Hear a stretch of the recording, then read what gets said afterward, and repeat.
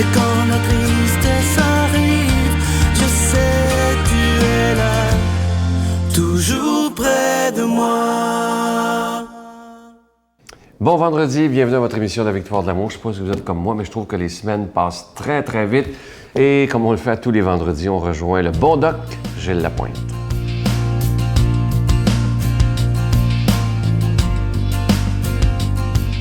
Bon matin tout le monde. Que veut dire le pronom « toi » ? Pronom « toi » veut dire « tu ». Alors lorsqu'on demande aux gens « qui es-tu » ? Ah ben, il y a des gens qui vont dire « je suis Sœur Angèle, je suis Hélène, je suis Sylvain, je suis Sergio, je suis Jean-Marc, je suis André, je suis Gilles Lapointe ». Mais lorsqu'on demande aux gens « qui es-tu comme personne, toi » ? Oh, là, mesdames, messieurs, c'est une autre chose. Là, c'est une autre paire de manches. Oui, il y a les psychiatres, il y a les conseillers, les conférenciers, les orienteurs, les médecins qui peuvent nous aider à voir clair et face à toutes les situations difficiles de la vie. Ça va de soi, on l'accepte. On a des problèmes de tout genre, mais toi là-dedans, toi dans tout ça, toi, ça veut dire quoi? Beaucoup parce que tu es le capitaine. Tu es le capitaine de quoi? De ton navire, tu es le capitaine de ton bateau. C'est toi qui es aux commandes. Pas personne d'autre. Alors, tu dis, c'est toi qui donnes les ordres, c'est toi qui dois accomplir les tâches. C'est toi qui dois manœuvrer. Alors, tu es maître à bord de ton navire, tu le guides où? Ce navire doit obéir aux commandes. Donc, où veux-tu en venir avec le mot « toi » ? Bien, justement, mesdames, messieurs, toi, là, tu es la seule personne à être capable de changer des choses. Personne ne peut changer quelque chose pour toi. Tu es la seule personne. Toi, tu dois connaître, tu dois te connaître, savoir qui tu es, connaître tes forces, tes limites, tes faiblesses, tes qualités, etc. Combien de gens le savent? Comprenez-vous? Les autres peuvent t'aider, mais toi, tu es la seule personne qui est capable de faire les efforts nécessaires pour être capable de changer des choses et effectuer des choses. Tu es la seule personne qui a le choix d'avancer, de reculer ou de demeurer en position stable et de ne rester là, ne rien faire. Les autres peuvent t'estimer, mais tu es le seul à connaître tes potentiels. Ah, mais je connaissais pas mon potentiel. Non, tu le connaissais, tu n'as jamais voulu les voir. Tu es la seule personne qui évolue. Tu restes à l'écart ou tu restes dans le bien ou tu restes dans le mal. C'est ton choix. Tu es la seule personne à être capable de se prendre en main. Ton diabétologue, celui qui te suit ton diabète, n'est pas capable d'arrêter de manger du sucre pour toi. C'est toi qu'il faut qu'il arrête. Tu es la seule personne qui est capable d'affronter la vie et devenir plus fort. Tu es la seule personne qui peut t'évaluer à tes justes valeurs. C'est ça que ça veut dire le mot « toi ». Tu es le seul qui est capable de déballer les cadeaux qu'on t'a donnés. Parce qu'on a reçu des cadeaux. Je vais en parler plus tard dans une chronique. Tu es le seul qui ne peut abandonner, qui a le choix de ne pas abandonner et de survivre aux embûches. Tu es la seule personne à te connaître réellement. Alors, quand on demande aux gens, qui es-tu? Je ne suis pas seulement Gilles Lapointe, ou je ne suis pas seulement Jean-Marc, ou je ne suis pas seulement André, ou je ne suis pas seulement Sergio. Tu es là comme personne, avec tes qualités et tes défauts. Mais combien de gens, puis ça, je voyais ça, mesdames, messieurs, très souvent en clinique. Je demandais aux gens, qui es-tu? Qu'est-ce que tu veux dire, Doc? Alors, l'importance de se connaître, savoir qui tu es. Sache qui tu es. Bonne chance. Notre Père qui es aux cieux, que ton nom soit sanctifié, que ton règne vienne, que ta volonté soit faite sur la terre comme au ciel. Donne-nous aujourd'hui notre pain de ce jour. Pardonne-nous nos offenses comme nous pardonnons à ceux qui nous ont offensés. Ne nous laisse pas entrer en tentation, mais délivre-nous du mal, car c'est à toi qu'appartient le règne, la puissance et la gloire pour les siècles des siècles. Amen. Pour une 20e année consécutive, la Victoire de l'amour en collaboration avec Voyage Intermission vous invite à son ressourcement annuel à bord du Celebrity Reflection du 10 au 17 janvier 2015. Au départ de Miami, nous ferons escale à Puerto Rico, Saint-Thomas et Saint-Martin en compagnie de Sœur Angèle, Sylvain Charon et la présence exceptionnelle de l'abbé Robert Jolicoeur. Réservation avec Voyage Intermission au 514-288-6077 ou sans frais au 1-800-465-3255. Si vous saviez comme je suis heureux de vous parler du beau cadeau du mois d'octobre, c'est le mois du rosaire, comme vous le savez. Nous avons, je vous le dis, c'est un privilège extraordinaire d'avoir ce CD du chapelet médité, les mystères joyeux, avec, j'en reviens pas moi-même qu'il ait accepté de le faire exclusivement pour la Victoire de l'amour, Monseigneur Christian Lépine, archevêque de Montréal, en compagnie de Luc Faneuf, que vous connaissez bien si vous écoutez les émissions du matin. Alors, et ça ne vient pas seul. Vous vous souvenez, lorsque j'ai rencontré le bon pape François, il m'avait remis un chapelet Et on a décidé d'en faire une réplique presque semblable. C'est, je vous dis, à 99% pareil. C'est en cristal noir et je vous le dis, là, le chapelet, on s'est bien organisé avec nos fournisseurs. Il est d'une très, très grande qualité en cristal noir. Et vous le voyez à l'écran, vraiment, c'est de toute beauté. Alors, ça vient ensemble. Le CD du chapelet médité avec Monseigneur Lépine et Luc Faneuf et le chapelet en cristal noir, déjà béni avec un don de 25 $ et 2 ensemble avec un don de 40 $. Voici l'adresse, la Victoire de l'Amour, casier postal 120, succursale Boucherville à Boucherville, le J4B 6. La Victoire de l'Amour, casier postal 120, succursale Boucherville à Boucherville, le J4B 6. Également par téléphone du lundi au vendredi de 8h30 à 16h30 dans le 514-523-4433, 523-4433 ou sans frais, le 1-888-811-9291, 1-888-811-9291 et aussi sur notre site Internet, le www.lavictoiredelamour.org. Alors, merci de tout cœur de votre prière et merci aussi de votre soutien qui est très essentiel.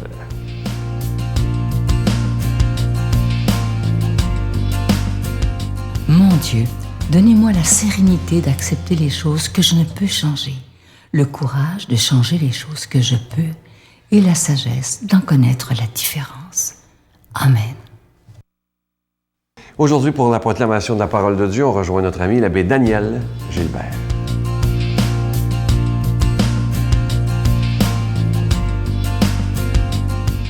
En parlant aux 72 disciples, Jésus disait: « Malheureuse es-tu, Chorazine, malheureuse es-tu, Bethsaïde, car si les miracles qui ont eu lieu chez vous avaient eu lieu à Tyr et à Sidon, il y a longtemps que les gens y auraient pris le vêtement de deuil et se seraient assis dans la cendre en signe de pénitence. En tout cas, Tyr et Sidon seront traités moins sévèrement que vous lors du jugement. Et toi, Capharnaüm, seras-tu donc élevé jusqu'au ciel? Non, tu descendras jusqu'au séjour des morts. Celui qui vous écoute, m'écoute. Celui qui vous rejette, me rejette. Et celui qui me rejette, rejette celui qui m'a envoyé. » Acclamons la parole de Dieu. Alors, bon matin, chers amis, j'espère que vous allez bien. Nous sommes déjà rendus au mois d'octobre. Hein? Bien sûr, c'est l'automne maintenant. Hein? Et l'Évangile est toujours là, bien sûr, pour nous donner de la joie, nous donner de l'espérance.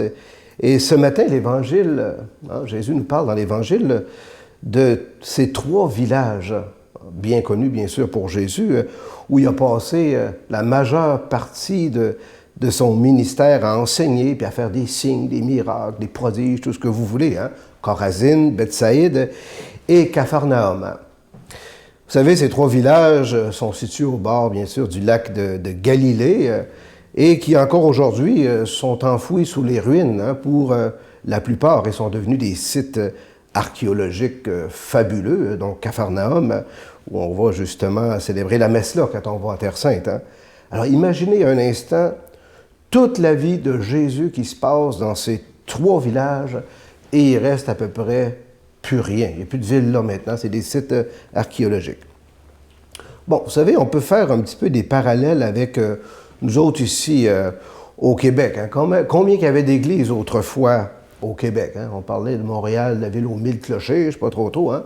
Les églises étaient bondées de gens, des croyants, des pratiquants, puis tout ce que vous voulez. Puis des villages, des villes entières hein, professaient leur foi, gros comme le bras, comme on pourrait dire. Hein? Puis on pensait que tout ça, ça serait éternel, hein, que ça durait éternellement. Bon, moi, vous savez, je me souviens, lors d'un de mes voyages que j'ai fait en Turquie, où nous avions visité Istanbul, autrefois Constantinople, hein. Alors, on avait visité cette basilique, cette belle église qui était catholique autrefois, l'église Sainte-Sophie, hein. Lieu historique, vous savez, où le premier concile avait eu lieu de l'histoire de l'Église et où on a décrété le credo. Le credo qu'on prononce encore aujourd'hui, qu'on professe encore aujourd'hui, eh bien, il a été décidé dans cette Église qui aujourd'hui n'est plus une Église catholique, bien sûr, hein, qui a passé à une mosquée à un moment donné et puis qui est devenue un musée, puis un musée vraiment délabré. Quand on va là, on est vraiment sous choc, comme on pourrait dire. Bon, voyez-vous donc des parties de l'humanité qui, à un moment donné, étaient extrêmement chrétiens, il se passait plein de choses, et puis du jour au lendemain, ben voilà, qui reste plus grand-chose. C'est un petit peu ça le reproche que Jésus fait à ces trois villes. Hein? Il avait reçu l'Évangile, il avait vu plein de bonnes choses, et c'est comme si Jésus avait vu à un moment donné qu'il délaisserait la foi. Ben moi, je pense que ce que l'Évangile veut nous dire ce matin, c'est qu'on ne peut jamais rien prendre pour acquis, vous savez. Surtout dans l'ordre de la foi. Puis je ne vous apprends rien en disant ça, on le vit aussi présentement. Mais ce que Jésus veut surtout nous dire ce matin, hein, peu importe la croissance ou la décroissance de la foi, de l'Église, etc., l'important, ça sera toujours, chers amis, qu'est-ce qu'on est en train de faire un matin ensemble, là? On est en train d'écouter la parole de Dieu. C'est ça que Jésus leur reproche. Hein? Si Tyr et Sidon avaient écouté la parole de Dieu comme je vous l'ai enseigné, ben ils seraient encore là aujourd'hui. Hein? Donc, si on écoute la parole de Dieu, on a un fondement solide qui va faire en sorte que notre foi, elle va continuer de grandir, elle va continuer de s'affermir dans notre monde d'aujourd'hui, même si souvent on se sent des fois à contre-courant. Et l'autre parole de l'Évangile, c'est laquelle je veux terminer ce matin. Quand Jésus dit « Ceux qui vous écoutent m'écoutent, et puis ceux qui vous rejettent me rejettent », bien moi j'ai une pensée pour nos chrétiens là, en Irak présentement, là, qui se font littéralement là, détruire, chasser de leur maison à cause de leur foi.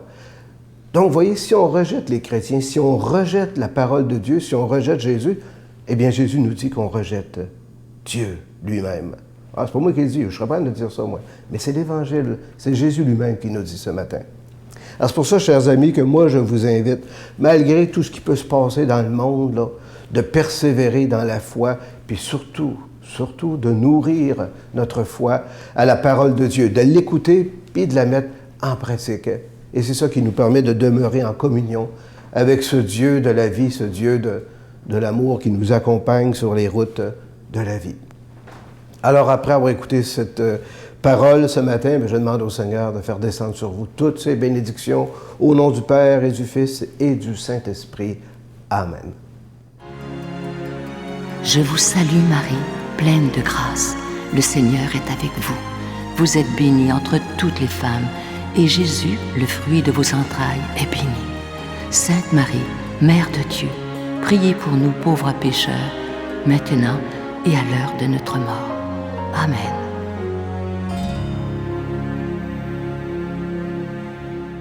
Venez célébrer avec nous le 20e anniversaire de la victoire de l'amour en compagnie de Monseigneur Christian Lépine, archevêque de Montréal, l'abbé Robert Lemire, l'abbé Robert Jolicoeur, Dolly Dimitro, Jean-Marc Chaput, Sœur Angèle et Sylvain Charon, et en chanson, Miguel Padilla, Frédéric Coucou, William Coallier, Robert Lebel, Giorgia Fomenti et un mini-spectacle de l'unique Michel Louvain, le samedi 16 mai 2015 à 13h à l'Arena Maurice Richard de Montréal, Métro Vio. Coût du billet 25 $, taxes incluses. Réservez rapidement au 514-523-4433 ou sans frais au 1-888-811-9291. Un grand rassemblement d'amour et de foi inoubliable. Pour ceux qui voudraient organiser des autobus pour notre 20e anniversaire 20 ans d'amour qui aura lieu au mois de mai 2015 à Montréal pour notre première fois, je suis tellement content, j'ai hâte si vous saviez. Alors, si vous voulez organiser des autobus d'un peu partout au Québec, évidemment, le Nouveau-Brunswick, l'Ontario, du Canada ou des États-Unis, peu importe, veuillez téléphoner à M. Daniel Boudreau, vous voyez les numéros au bas de l'écran, pour qu'on puisse annoncer aussi vos autobus sur notre site Internet, aussi dans notre bulletin, en tout cas un peu partout et même sur Facebook. Alors, téléphonez à M. Daniel Boudreau. Je vous rappelle que les billets sont déjà en vente et si vous saviez comment j'ai hâte de vous rencontrer et merci de prier pour ce grand événement qui aura lieu le 16 mai 2015 à Montréal. Bye bye. Si l'angoisse, c'est un peu comme quelque chose qui se déclenche en nous et on sait que toute notre vie, ça va probablement être présent en nous. Il faut juste comme apprendre à l'apprivoiser, à s'en servir même pour être mieux, dire pourquoi ces signes-là. C'est comme un peu un signe, l'angoisse. Et puis, je pense que toute ma vie, j'ai eu à travailler avec cette angoisse-là.